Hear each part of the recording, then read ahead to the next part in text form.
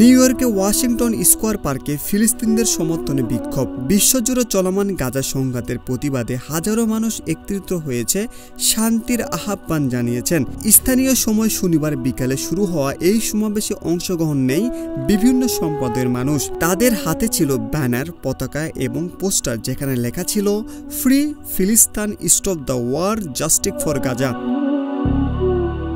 অনেক অংশগ্রহণকারী জানান, এই আন্দোলন শুধু রাজনৈতিক নয়, বরং মানবতার পক্ষে একটি অবস্থান। তাদের কথাই, আমরা ধর্ম নয়, মানবতার জন্য দাঁড়িয়েছি। নিউ ইয়র্ক পুলিশ জানিয়েছে পুরো বিক্ষোভ শান্তিপূর্ণভাবে সম্পন্ন হয়েছে, তবে এলাকা জুড়ে নিরাপত্তার ব্যবস্থা জোরদার করা হয়েছিল।